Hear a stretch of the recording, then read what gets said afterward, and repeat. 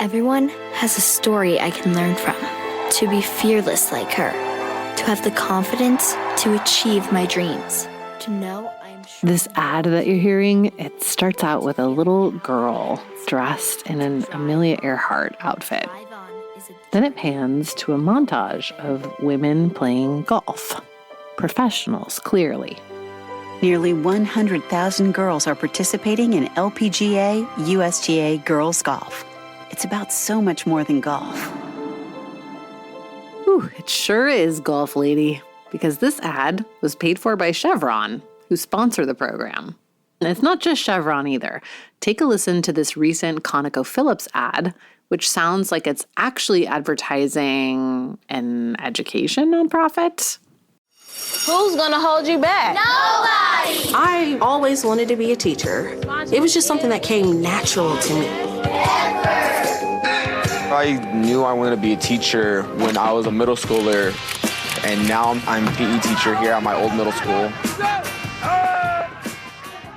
Ads like these and the activities behind them, from sponsoring sports events and teams to funding education initiatives or supporting women in STEM, have become so common that you might be wondering why I'd bother calling attention to them at all. But it's important to talk about why companies, and especially oil companies, spend so much money on stuff that is entirely unrelated to their core business. And why you almost never see an ad that's about what they actually do. It's not so much about being a good corporate citizen as it is about seeming like a citizen, period. Someone with ideas and policy positions, morals, ethics, a philosophy, a reputation, and most importantly, a personality. That's mostly due to a guy longtime listeners of this podcast might recognize, one of my long-running obsessions, Herb Schmertz. Here's what old Herb had to say about the idea of companies doing philanthropy for philanthropy's sake. It shows a sophistication and awareness on the part of corporations that they can tie their business interests to other interests in the cultural and educational and philanthropic area, and yet be able to show to whomever is interested, whether it be shareholders or whatever, that there is a bottom line payout for the giver. Herb Schmertz was a fascinating dude. He worked in military intelligence and as a labor lawyer, sorting out disputes mostly on behalf of the government. In the 1960s, he actually helped to end a major longshoremen's strike. Here's LBJ and his labor secretary talking about it. All right, what are longshoremen doing? That's the serious one, and I should sit down and bring you or give you a complete memorandum on that. That one is not in good shape. The dock one is just not in good shape. What can we do? Before we're through with it, it's very likely to bring it. I had them in this last week, and the trouble is that the company, the employers want to settle it in Congress, and the union wants to settle it in the White House about what it comes down to. Schmertz also helped run JFK's presidential campaign. Eventually, he ran Bobby Kennedy's campaign, too, and Ted's. But in between running campaigns for the Kennedys, Herb Schmertz had another job. VP of Public Affairs for Mobil Oil. Mobil initially hired Schmertz as a labor lawyer, but when he returned to work after taking a leave of absence to work on Bobby Kennedy's campaign, the company thought, maybe someone so tight with the Democrats would be more helpful in their public affairs office. Schmertz thought the rough and tumble tactics he'd learned running campaigns in D.C. could be helpful to Mobil, too. And so he got a promotion. It helped that the company's CEO at the time, a guy named Raleigh Warner, had a lot in common with Schmertz. They were both Ivy League educated, but good at talking to normal people. And they both thought it was important for Mobil to stand up for itself more often. In the early 1970s, with an oil crisis brewing and Americans pissed off about waiting in line for hours to get gas, the two hatched a plan to take charge of Mobil's public image. You have to find unconventional ways to communicate to the public.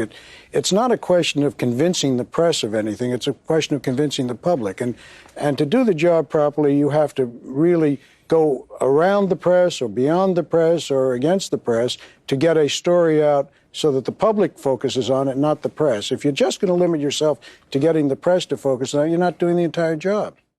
At the time, issue advertising, this thing of an oil company doing an ad about diversity or environmental initiatives, it was relatively new. Schmerz eventually called it affinity of purpose marketing. Not great branding, but he explained why in a speech. The term affinity of purpose marketing is a term that I developed because American Express has cause-related marketing. But it basically says the same thing. Affinity of purpose marketing, cause-related marketing. Today, this is basically just marketing. But back then, it was pretty revolutionary, especially in the oil industry. Schmerz thought the company needed to focus on ideas and issues rather than just selling gas at stations. And to do that, it needed more than just the ideas themselves. Mobil needed a personality. Here he is later in life describing that personality.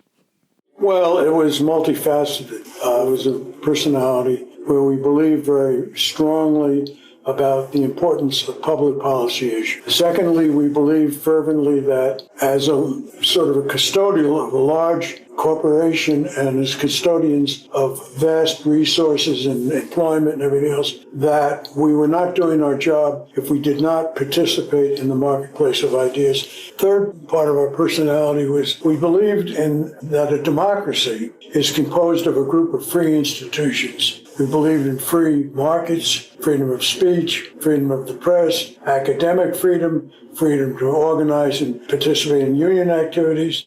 Government intrusion into the marketplace of ideas would limit our freedom of speech and distort the selection of our leaders. Wow, if Mobil was a person, they'd be kind of a dick. Ben Shapiro as a company. Anyway, you'll note, too, that a lot of these so-called personality traits are more like policy positions. But over time, Schmerz started to do various things to build out a sense of who Mobil was. And he very intentionally did things that no other oil exec had really thought about doing. At one point, he described his approach to this as being like a political campaign for a company. He sponsored a bunch of art exhibitions, for example, and started a literary prize, the Pegasus Prize, in 1977 to honor works from countries whose literature is rarely translated into English. For Mobil, it also helped to strengthen the company's relationships with various Middle Eastern countries where it was hoping to drill for oil. Schmerz also hired writers to write weekly opinion pieces that he edited and paid to run them in the New York Times. And of course, he sponsored Masterpiece Theater. Masterpiece Theater is brought to you by Mobil, providing the fuel that helps public television run. Herb Schmerz wrote a whole book about his tactics. It's called Goodbye to the Low Profile. In Spanish, it went by the much better title, El silencio no es rentable. Silence isn't profitable.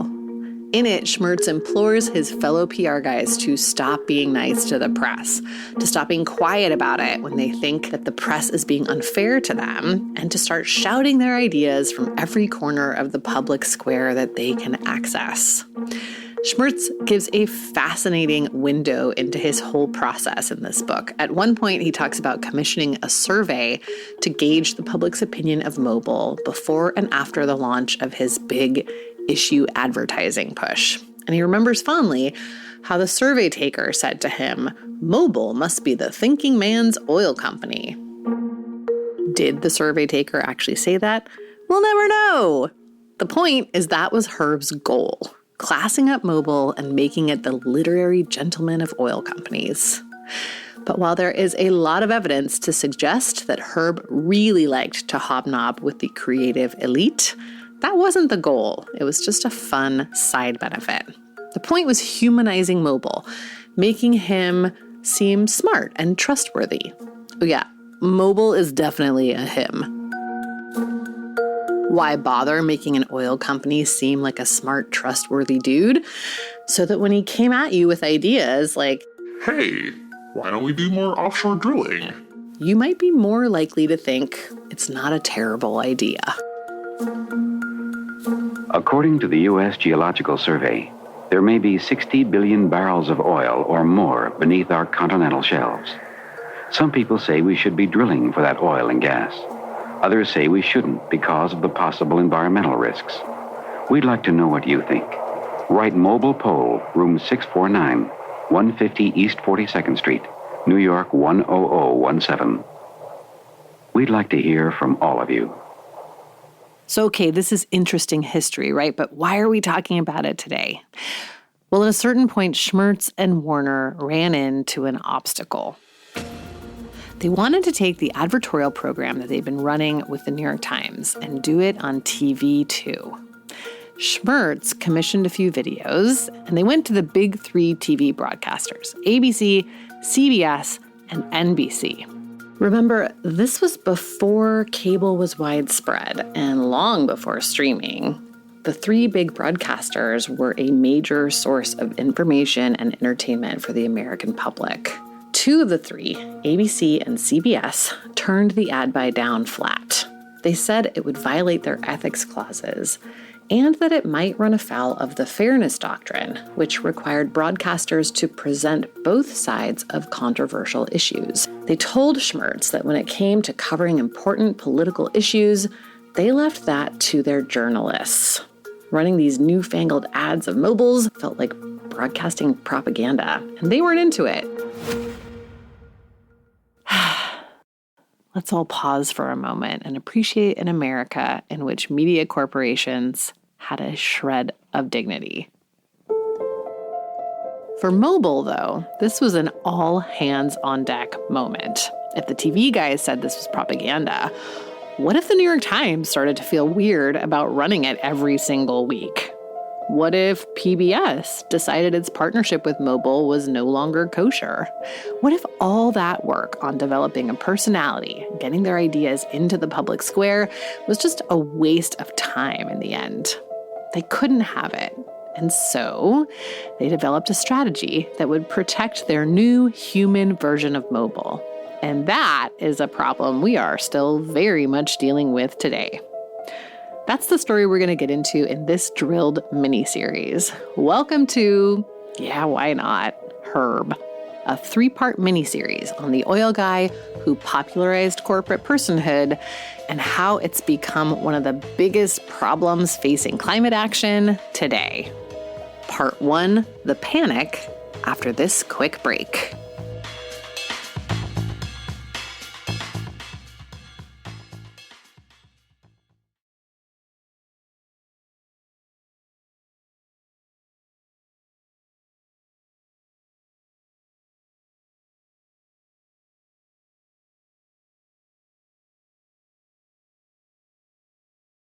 How does PwC take your company to the leading edge?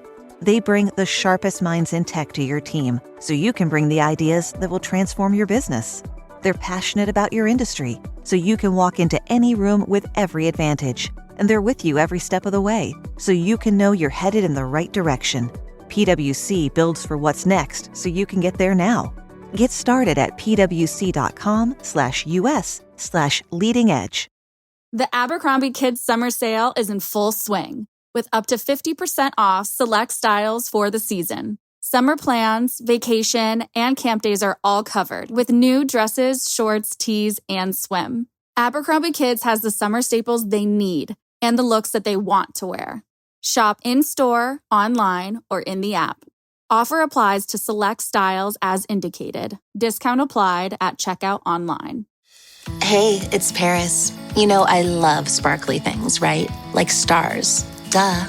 And thanks to Hilton and AutoCamp, I just slept under them.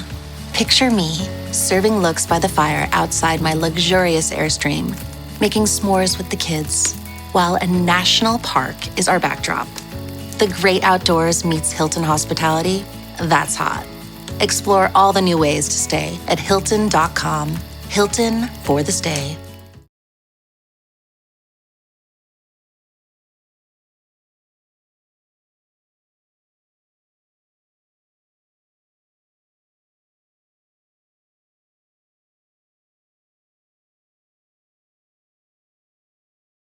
Mr. Olson, are you taking the position that there is no difference in the First Amendment rights of an individual? A corporation, after all, is not endowed by its creator with inalienable rights. So, is there any distinction that Congress could draw between corporations and natural human beings for purposes of campaign finance? What the court has said in the First Amendment context, New York Times versus Sullivan, Grosjean versus Associated Press, and over again, is that corporations are persons entitled to protection under the First Amendment. That's the late Ruth Bader Ginsburg talking to Ted Olson, former Solicitor General of the United States, a founding member of the Federalist Society, and a partner in the corporate law firm Gibson Dunn, which represents Chevron, along with several other companies in the fossil fuel business. To the extent that Americans think about the idea of corporate free speech at all, it tends to hinge on this one Supreme Court case from 2010, Citizens United versus the Federal Election Committee. It was a weird case. Basically, a Tea Party Republican group called Citizens United made a movie about Hillary Clinton. And they said it was a documentary, but it was very obviously not. It was a bit of campaign marketing. It was called Hillary the Movie. She is steeped in controversy, steeped in sleaze. That's why they don't want us to look at her record. Obviously, this was not a movie that was going to get a theatrical release, but Citizens United had arranged to release it as a video-on-demand offering on a few cable channels right before the Democratic primaries in January 2008. But it was classified as electioneering communication, which had been made illegal by the Federal Election Commission. The producers filed a lawsuit in the U.S. District Court for D.C., trying to get a ruling that would allow them to show the film and various promotional ads for it. The district court judges ruled that there was, quote, no reasonable interpretation of the movie other than as an appeal to vote against Senator Clinton. So it clearly qualified as electioneering communication. The producers appealed to the Supreme Court, which took the case up for some reason. It was a weird decision to begin with for them to even hear this case, because by the time they could hear it, the election would have been passed and the whole argument would be a moot point.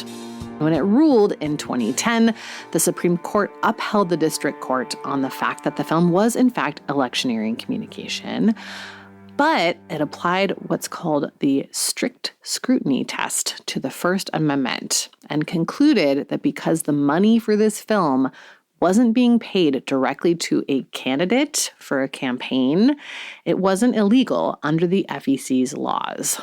Just to make it clear, the justices emphasized in their ruling that corporations and labor unions can spend as much as they want to convince people to vote for or against a candidate, and they don't have to disclose who's paying for what or to what end. It basically says that from now on, corporations can spend directly from their treasuries. And that opens up this, incalculable pool of money.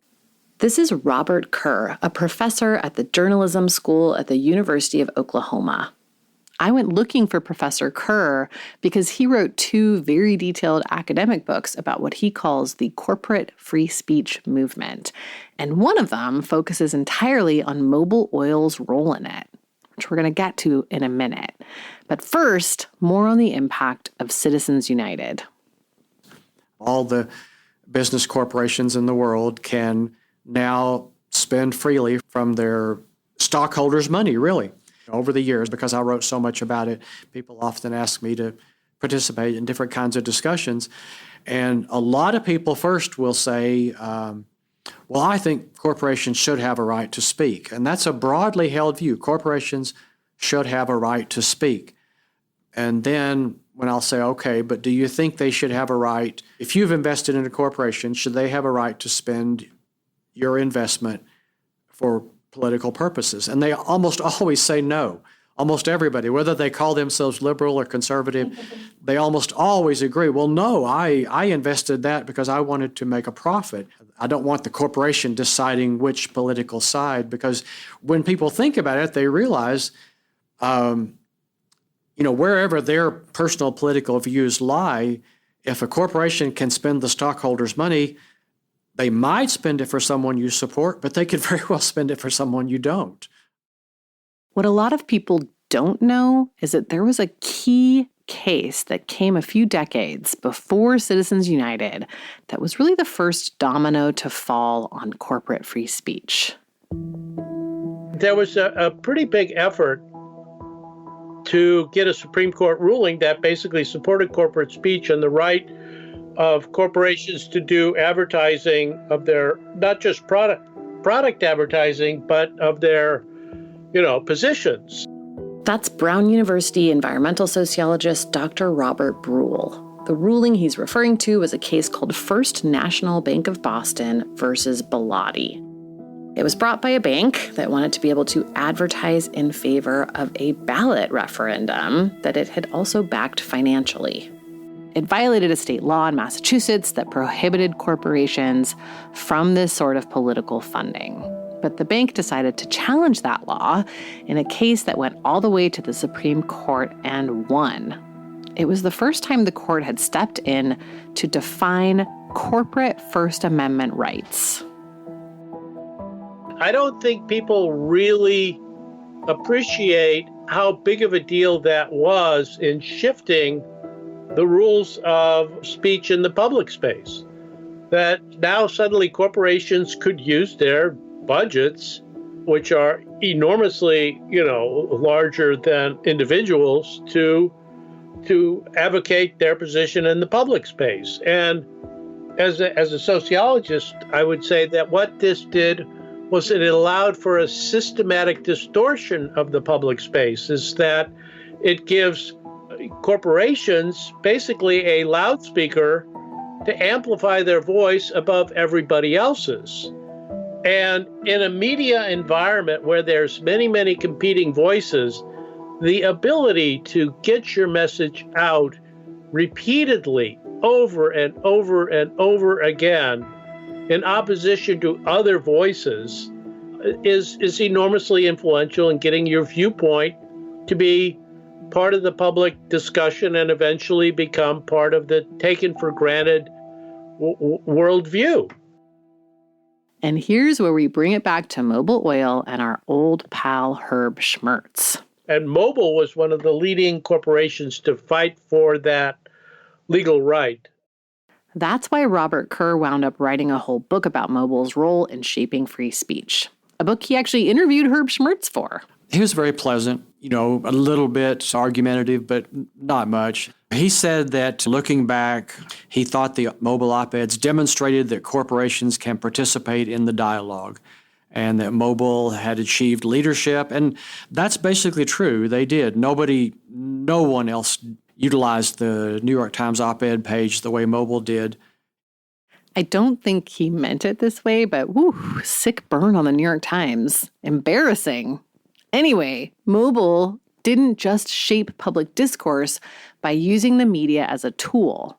It also got involved in shaping the legal structures that would allow them to have more influence, to be the loudest voice in the room. He got into Bilotti some. I don't think in his mind, at least many years later, he wasn't looking back like, yeah, we won that and that changed history. He was on the side that won, and it did change history. And, of course, that's the thing I can talk about endlessly. But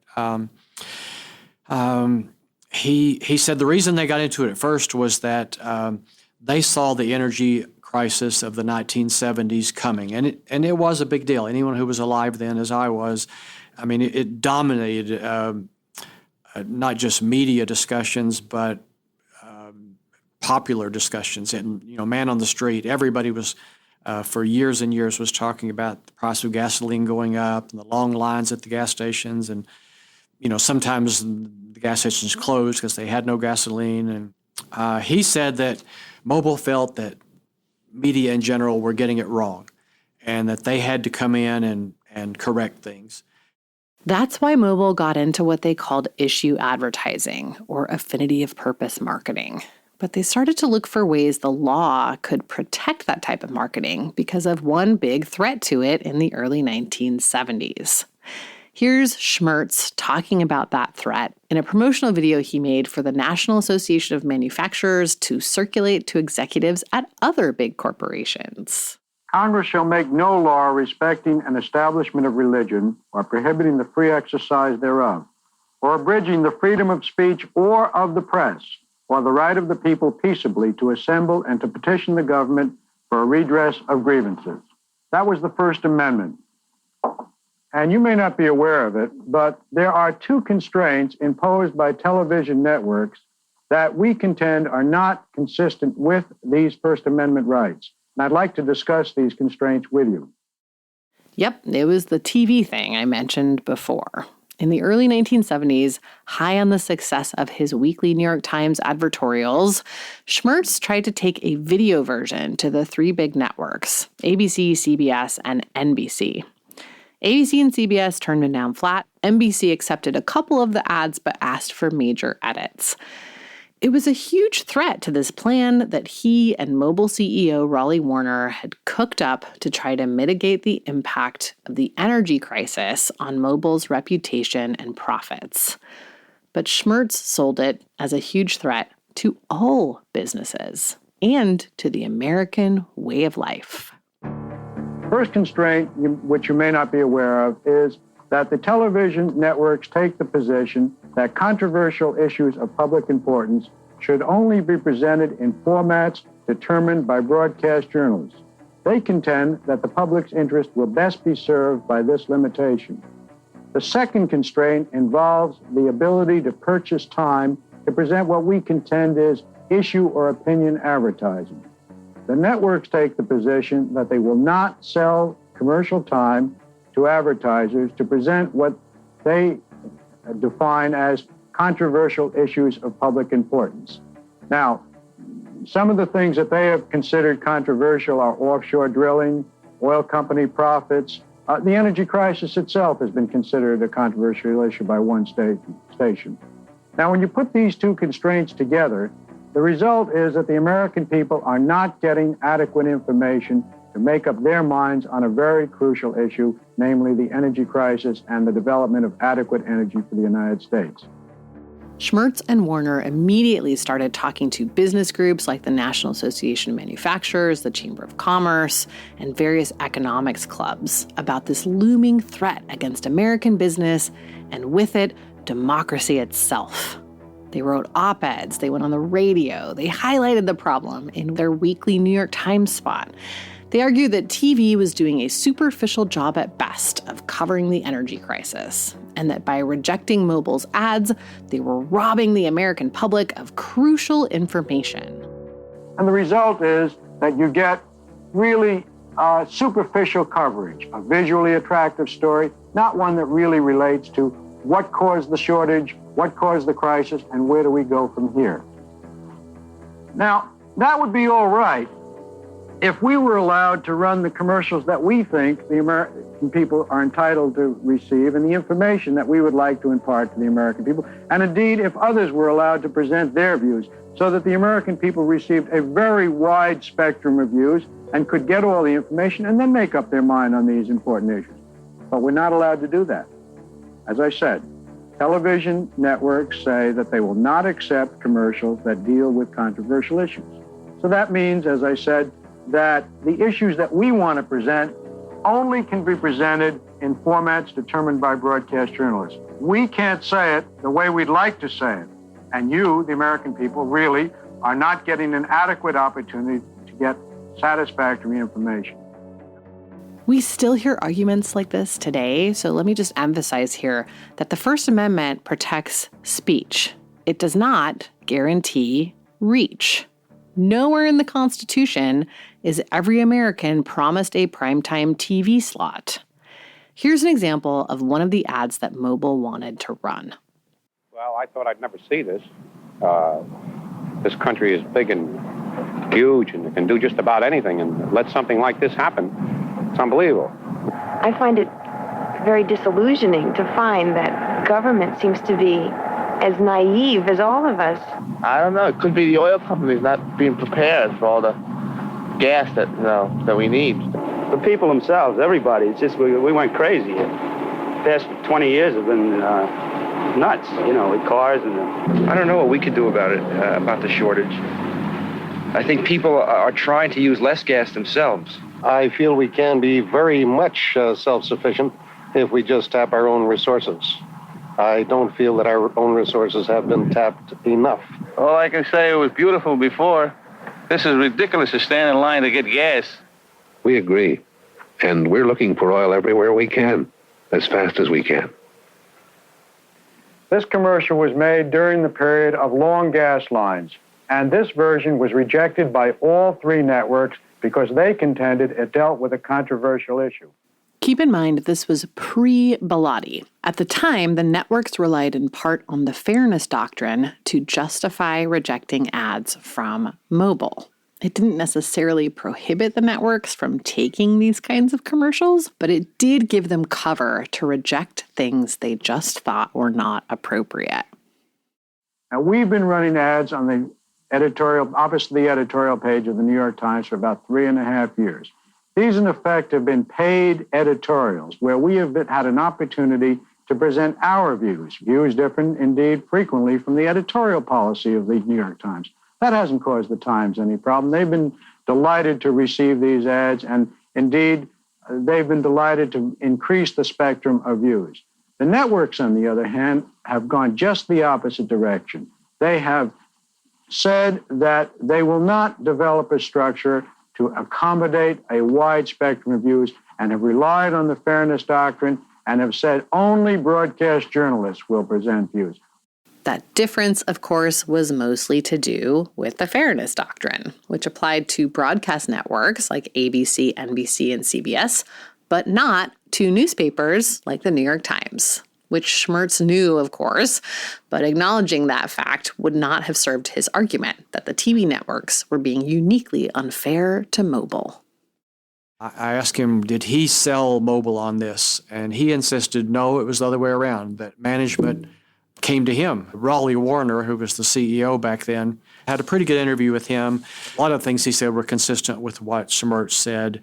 And he did say that, yes, I was angry about the way the media were getting everything wrong, and I wanted us to be a bigger voice. What did Warner confirm what Schmerz said about Bilotti, that that he sort of put that on Schmerz's radar? Yes, I think they saw it as just sort of a organic piece of what they were doing with trying to speak out more in general, because they really got active about 72 with their op-eds, and then Bilotti probably came on the radar when it was first kicking around the lower court, so they would have picked up on it, even though it didn't involve the petroleum industry in any way. They just saw it as a chance of expand First Amendment rights for corporations. And they didn't stop there. Next time, how mobile turned the tide on corporate personhood, why Exxon kept that work going once the two merged, and how it all played out in Nike's sweatshops in the 90s. Drilled is an original Critical Frequency production. This season is produced and sound designed by Martin Zaltz Ostwick. Our sound engineer is Peter Duff. Additional reporting by Julia Manapella. Fact-checking by Woodan Yan. Our First Amendment attorney is James Wheaton. Marketing is handled by Maggie Taylor. Our artwork is by Matt Fleming. The show is written and reported by me, Amy Westervelt. Primary documents and additional information related to this series are available on our website at drilled.media. You can also sign up for our weekly newsletter there. If you'd like to support our work, you can upgrade to a paid subscription to the newsletter or subscribe on Patreon or Apple for early and ad-free episodes plus bonus content. There are lots of ways to support us for free, too. You can share the show, you can leave us a rating or a review. That really helps us find new listeners. Linking to the show on social media is great, too. Thanks for listening and supporting us, and we'll see you next time.